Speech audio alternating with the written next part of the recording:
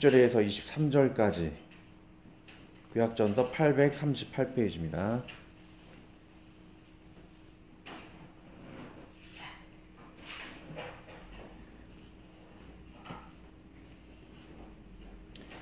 아, 830도 옆 페이지 9페이지네요. 자, 시편 50편 16절에서 23절.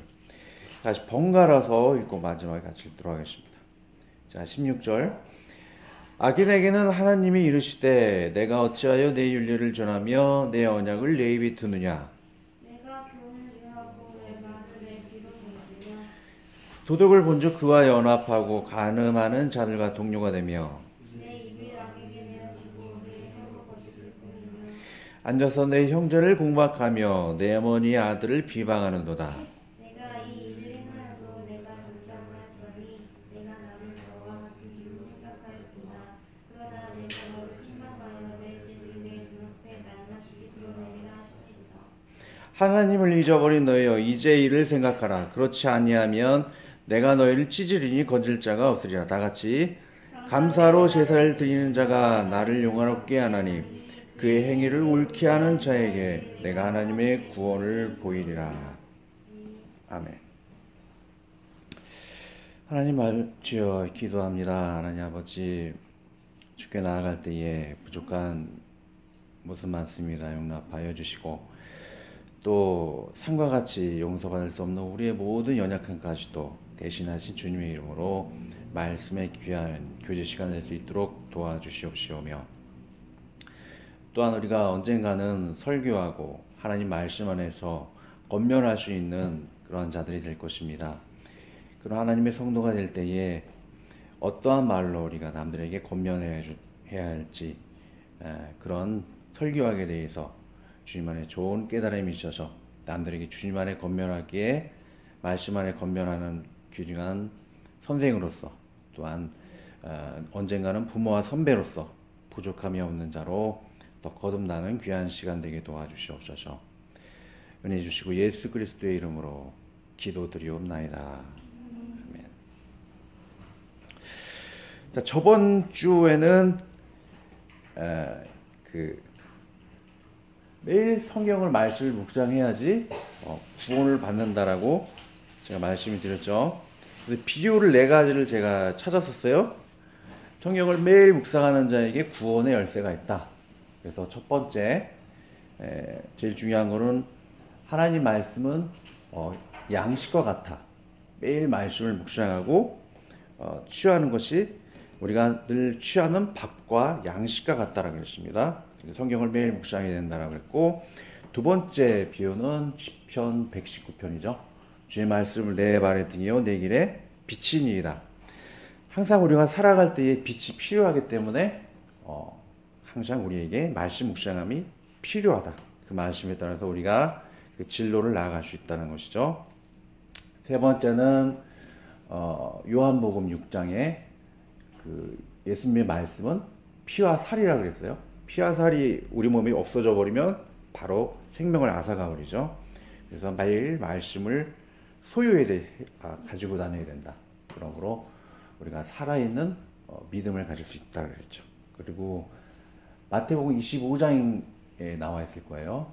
그래서 열처녀의 비유, 신랑이신 예수님을 맞이할 때 등의 기름을 밝히고 준비해야 되는데 그걸 불태울 수 있는 등의 기름은 바로 하나님의 말씀이었다. 그렇습니다. 신랑을 맞이할 수 있다는 것이죠. 그러한 자들이 맹인 신앙이 아닌 늘 살아있는 성장하는 진실한 신앙인이라고 그랬습니다. 또 그 말씀을 증거하는 자는 또 하나님의 십자가의 군병으로서의 사역을 감당할 수 있다고 그랬습니다. 자, 오늘은 말씀 중심의 설교하기라는 그런 내용인데 이렇게 생각할지 몰라요.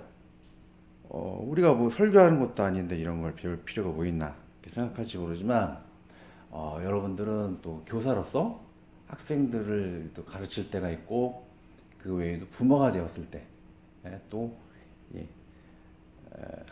자녀들에게 언젠가 또 양육할 수도 있을 것이고, 나이가 들면 또 선배로서 후배들에게 권면할 그럴 때도 올 것이고, 언젠가 누가 또 교육자가 될지도 모르겠죠. 그렇게 됐을 때 말씀을 이렇게 증거하고 권면할 수 있는 그러한 자들이 되어야 될 것입니다. 그런 의미에서 이 말씀을 준비를 했고요. 오늘은 좀 제가 한 3장 정도의 이렇게 길이로 다 써서 준비하는데, 오늘은 길게 준비를 하지 않고 딱 핵심만 적어갖고 제가 준비를 했어요. 제가 짜게 하겠다는 얘기가 아니고, 싫어요. 제가 드리고 싶은 하는 얘기는, 우리가 부모로서 자녀들에게 권면을 할 때 원고지 3장을 준비해서 이렇게 권면하는 것도 아닐 테고, 후배한테 이렇게 권면을 할 때 원고지 3장까지 이렇게 많이 시간이 할애하기가 힘들잖아요. 내 얘기는 우리 머릿속에, 미안하지만 핵심만 딱 머리에 그거를 기억을 하고 그 핵심에 따라서 권면하고자 싶은 걸 다 권면한다는 거죠. 그래서 임기응변으로 얼마든지 이게 권면을 잘 할 수 있는, 그래서 제가 원고를 준비하지 않고 머리에 핵심만 담아서 이렇게 얘기하고 싶은 거를 다 할 수 있는 그런 능력도 좀 필요하다 이렇게 생각해서 원고를 다 준비하지 않았습니다. 여러분도 그렇잖아요. 딱 머리에 핵심만 준비해서 권면할 수 있는 그런 능력도 또 필요하겠죠. 제일 좋은 거는 원고까지 다 준비해서 뭐 자녀들에게, 후배들에게 얘기하면 좋겠지만 그런 시간이 좀 부족할 때가 많죠. 그런 의미에서 핵심만 준비해서 준비를 했습니다. 자, 시편 50편을 보면 제가 성경을 매일 묵상하다 보니까 이런 귀중한 본문이 눈에 띄더라고요. 설교자로서 어떻게 말씀을 준비하고 어떻게 살아가야 할 것인지 시편 50편이 잘 준비를 하고 있어요. 약간 좀 길어도 양해를 구합니다. 그러고요. 16절 보면은 이 본문 자체가 설교자를 위한 말씀이다라는 걸 얘기하고 있죠. 좀 부정적인 설교자에 대해 이야기하고 있지만 이것을 뒤집어서 이것을 하지 않고 긍정적으로 우리가 살아갈 때에 더 신실한 좋은 설교자가 될 수 있겠죠. 16절 보면 악인에게는 하나님이 이르시되 내가 어찌하여 내 율례를 전하며 내 언약을 내 입에 두느냐라고 하고 있어요. 이 이야기는 설교자를 향한 그런 권면인 것을 볼 수가 있습니다. 이것을 하지 말고 반대로 이것을 하라는 그런 내용이 다 펼쳐지겠죠. 17절 보면 내가 교훈을 미워하고 내 말을 뒤로 던지며라 그랬어요. 그럼 우리는 어떻게 될까요? 하나님의 말씀의 교훈을 항상 우리 앞에 두고 최대한 말씀 중심적으로 말씀을 전달할 수 있는 그런 권면자가 되어야 한다라는 것이죠. 자, 설교학에서 제가 신앙을 배울 때 가장 기억에 남는 그 교수님의 말씀이 있어요. 텍스트라는 우리 성경의 그 본문이 있으면 나쁜 경우는 내 중심적으로 해석을 하는 거예요. 왼쪽으로 이렇게 도표를 딱 그리면 왼쪽에서 이 본문을 바라보면서 나 중심적인, 그러니까 내 성경에 대해서 잘 알지 못하고 내 기분에 따라서 해석해서 말씀을 전달하는 거, 연구하지 않고 본문을, 그것은 좋지 않은 경우라고 할 수 있을 것이고, 도표를 보면 오른쪽에서 그 본문을 바라보는 것, 즉 하나님이 그 본문을 통해서 우리에게 전달하고자 하는 그 메시지를 우리가 이해를 하고 성경을 잘 분석해서 하나님이 이 본문을 통해서 주시고자 하는 그 메시지를 잘 이해해서 성도들에게 전달을 해야 한다는 것이죠. 그렇다면 그 본문에서 하나님이 주시고자 하는 메시지를 분석하기 위해서는 첫 번째는 그 원어적인 해석을 해야 한다는 것이죠. 그 성경 그 본문에서 그 원어 하나들이 뭘 의미하는 것인지, 제가 평소 그랬잖아요. 설교하기 전에 먼저 원어부터 찾고 제가 전달을 했었죠. 그와 같이 원어를 먼저 분석을 하고, 두 번째는 문맥적인 그런 분석이 있어요.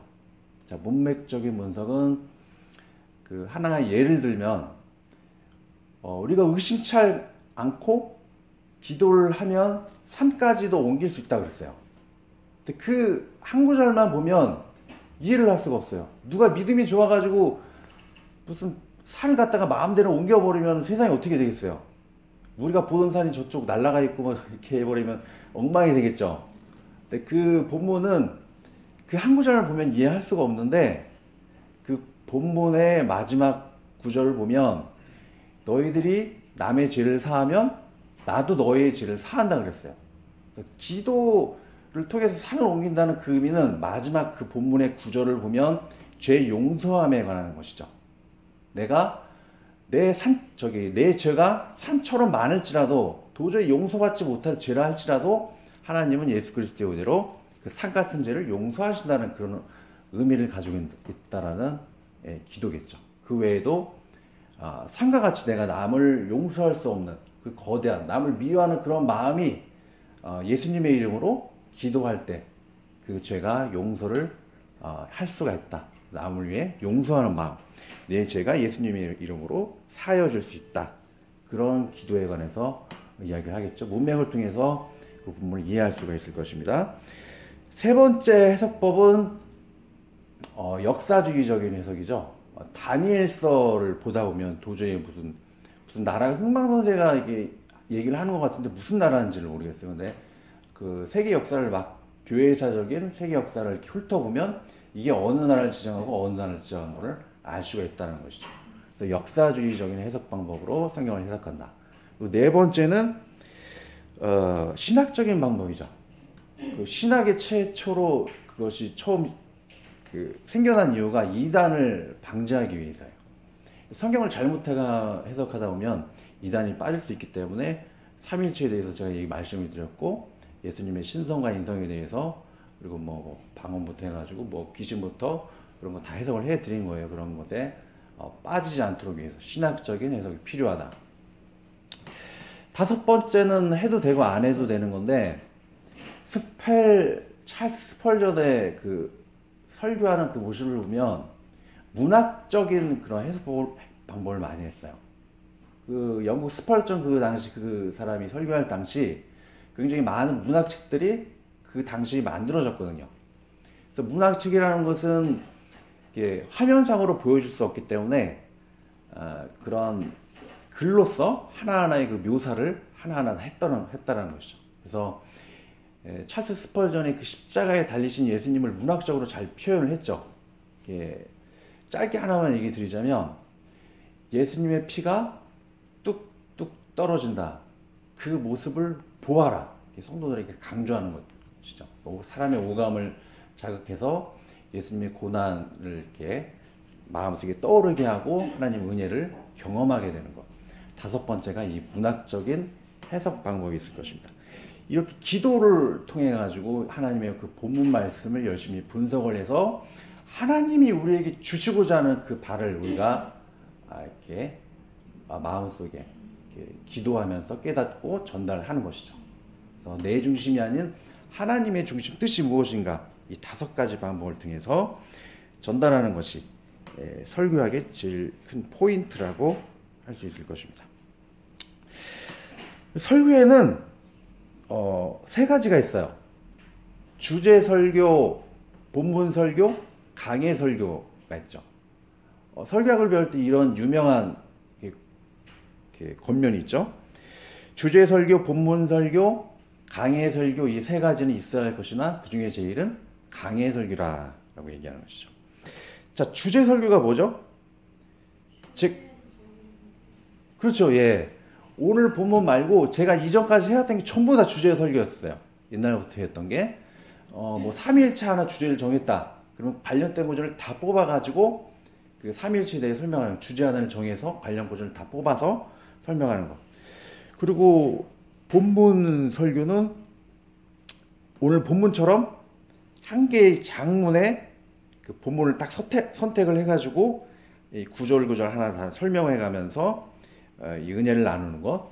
본문 설교. 성경 중에서 긴 장문의 본문 하나 선택해가지고 그거에 대해서 설교하는 것. 그것이 본문 설교일 것이고, 강해 설교는 성경이 66권 중에서 한 권의 책을 선택해가지고 1장부터 마지막 장까지 그 순서대로 이렇게 전달하는 거예요. 그것이 강해 설교죠. 우리 담임 목사님이 하시는 게 지금 강해 설교인 것입니다. 오전에는 복음서 이렇게 하나하나 다 지나가면서 하시고, 그리고 오후에는 구약부터 차례차례 하시게 되는 거죠. 이 강해 설교가 가장 최고인 게 성경 자체로 많이 돌아간다는 것이죠. 내 생각보다 내 생각대로 막 주제를 어느 성경 본문을 귀에 걸면 귀, 코에 걸면 코걸이 내 마음대로 정해가지고 내 생각을 막 전달하는 것. 그 주제 설교의 위험성이 그런 거예요. 남들에게 전달하고자 하는 그런 메시지를 내 마음대로 정해가지고 내 마음대로 해석하고 그러면 자기 자신이 잘못하면 뭐 하나님처럼 될 수가 있죠. 그런 위험을 좀 줄이는 게 강의 설교예요. 처음부터 한 권부터 시작해가지고 그 처음부터 끝까지 하나님이 주시고자 하는 전달 전체를 다 전달했을 때 그런 오류를 좀 줄일 수 있다. 그래서 강의 설교가 최고일 것이다 라고 하는 것입니다. 그리고 그 중에서도 저는 한 가지 더 나아가서 구절 설교를 강조하고 싶어요. 강해 설교를 할지라도 강해 설교에 뭐 1장 1절부터 10절까지 정했다. 근데 그 강해 설교를 할지라도 그 10절 중에서 또 내가 좋아하는 구절 하나를 선택해서 전달을 하고 열심히 또 막 이렇게 막 수식어를 짓고 막 꾸며가지고 하게 되면 어떻게 되면 그게 주제 설교가 될 수 있어요. 내가 원하고자 하는 바를 전달하는 거죠. 그래서 20년 동안 좀 온라인으로 이렇게 설교를 하면서 저는 좀 강의 설교 중에서도 구절 설교가 더 낫지 않을까. 그래서 1절부터 10절을 선택했다 그러면은 1절부터 2절, 3절, 4절, 5절, 6절부터 계속 그 절절마다 구구절절마다 선택을 해서 원어적, 문학적, 그리고 역사주의적, 신학적인, 문학적인 그 절절마다 5가지 포인트를 적용을 해서 자세하게 설명하는 것. 최대한 내 생각을 줄이고 성경이 하나님께 전달하고자 하는 메시지를 분석해서 전달하는 게 제일 낫지 않나. 이렇게 제 개인적 경험으로는 그래요. 근데 목사님들 설교 들어보면 굉장히 놀랍죠. 제가 생각하지 못한 바를 신령하게 전달하는 거 보면 제가 더 낫다라고는 볼 수 없어요. 귀한 목사님들 설교 잘하시는 분들 많죠. 제 개인적으로 생각으로 그렇다는 것이지 제가 함부로 판단하는 목사님들 판단하는 거 아닙니다. 그리고 성경이 신약 중심적으로 되어야 될까? 구약 중심적으로 되어야 될까? 또 그것도 생각해 볼 필요가 있겠죠? 자, 구약 중심적으로 설교해야 될까? 신약 중심적으로 설교해 어느 게 좀 나을까요? 예, 그렇죠. 신약이죠. 자, 왜 그러냐면 성경에서는 구약을 그림자, 신약을 실체라 그랬어요. 자, 히브리서 10장 1절을 보면 율법은 장차올 좋은 일의 그림자일 뿐이요 참 형상이 아니므로 해마다 늘 드리는 같은 제사로는 나오는 자들을 언제나 온전하게 할 수 없느니라. 자, 구약의 율법에 적혀 있는데 구약은 그림자와 같은 존재, 참 형상을 신약을 예수 그리스도를 통해서 구약은 오실 메시아인 예수 그리스도, 신약은 오신 메시아인 참 형상인 예수 그리스도에 전하는 것이죠. 그래서 신약 중심적으로 좀 전하는 게 더 낫다. 좀 그렇게 좀 생각을 합니다. 그 다음 구절 넘어가겠습니다. 18, 19절 보면 설교는 말로만 증거를 하는 게 아니에요. 내 삶이 설교가 되어야 된다는 것이죠. 18, 19절 읽어드릴게요. 도둑을 본즉 그와 연합하고 간음하는 자들과 동료가 되며 내 입을 악에게 내어주고 내 혀로 거짓을 꾸미며. 자, 거짓과 음란과 그리고 미워하는 그러한 것들이죠. 그 사람이 그러한 삶이 되었을 때 좋은 설교자라고 할 수가 없겠죠. 이걸 요약하면 십계명인데 그 삶에서 십계명을 어기면서 말을 아무리 잘해도 소용이 없다라고 이렇게 얘기를 하고 있습니다. 그 사람의 삶 자체가 설교다. 자, 제가 그저 몇 주 전에 이야기를 했던 것처럼 오직 믿음이라는 것은 카톨릭의 그 부패된 것을 반발하는 구호라는 것이죠. 우리의 삶의 최고 목표는 오직 믿음이 아니고 절대 선행, 절대 사랑, 절대 계명이라고 제가 말씀드렸어요. 그래서 내 삶 자체가 이런 모든 최선의 삶을 사는 것이 최고의 목표다라고 말씀드렸죠. 그래서 베드로서 예를 들면서 믿음에 그냥 머물러 있는 삶은 소경과 같은 삶이다. 사랑의 그 단계까지 나아가야 한다라고 그랬죠. 그래서 말씀을 증거하는 자는 또 마귀를 대적하는 십자가 군병의 삶을 사는 것이다. 그래서 지선의 삶을 살 수 있도록, 최선의 삶을 살 수 있도록 해야 된다. 내 삶 자체가 설교가 되어야 된다. 예, 강조하고 있습니다. 자, 20절부터 22절까지는 설교를 할 때, 남들을 권면할 때 그 사람을 정죄하고 공박하지 말라, 비방하지 말라라고 하고 있죠. 자, 이단을 정죄하는 것은 상관없어요. 객관적으로. 여러분들 이단에 빠지면 안 되잖아요. 이단을 정죄하고 그런 객관적인 건 상관이 없는데, 주관적으로 남을 미워하기 때문에 귀에 걸면 귀걸이 코걸이라고 막 자기가 이 사람을 미워가지고 정죄하기 위해서 그 부분 선택해가지고 남을 정죄하기 위해서 그렇게 선택하는 것은 최악이라는 것이죠. 자기가 그렇게 입을 열면은 아무런 해가 없을 줄 아는데 하나님이 심판한다라고 이야기를 하고 있어요. 그런 사람들에게. 자, 21절부터 2절까지 읽어드릴게요. 앉아서 내 형제를 공박하며 네 어머니 아들을 비방하는도다. 내가 이 일을 행하여도 내가 잠잠하였더니 내가 나를 너와 같은 줄로 생각하였도다. 그러나 내가 너를 책망하며 내 죄를 내 눈앞에서 낱낱이 드러내리라 하시는도다. 하나님을 잊어버린 너희여, 이제 이를 생각하라. 그렇지 아니하면 내가 너희를 찢으리니 건질 자 없으리라. 성도들에게 함부로 설교자에게 함부로 못할 것 같지만 하나님은 다 지켜보시고 있다는 것이죠. 그래서 언젠가 그 사람을 심판할 수 있다는 거예요. 그래서 아무리 자기가 권위가 있다 그래도 최고의 권위자이신 하나님께서 심판할 수 있기 때문에 개인적으로 남을 정죄하기 위해서 그런 말씀 선포 자리에 있어서는 안 된다는 것이죠. 함부로 비방하지 말라, 이렇게 이야기를 하고 있습니다. 자, 제가 왜 성경으로 돌아가야 한다, 성경 중심적으로 돌아가야 한다는 이유가 바로 여기 있어요. 자, 우리 인간의 피 자체가 선악과를 먹었기 때문에 선과 악의 중심이 사탄적이거나 인간 중심적이 될 수가 있어요. 그래서 그 먹은 이후로는 십계명을 우리가 범하고자 하는 욕구가 우리 피에 흐른다는 것이죠. 그래서 우리 본성대로 내버려 두면 십계명을 범하는, 남을 미워하는 마음으로 그렇게 말을 하고 행동을 할 수밖에 없다는 거예요. 그래서 그런 것을 최대한 줄이고 성경으로 돌아갈 때에 그런 우리 악한 본성을 또 절제하고 제해버려서 하나님이 주시고자 한 메시지만 드러내야 한다는 것이죠. 그래서 강해 설교를 선택하고 구절 설교를 선택해서 하나님이 주시고자 하는 메시지를 최대한 깊이 있게 전달하는 것이 중요하다. 그것을 제가 강조하는 이유가 될 것입니다.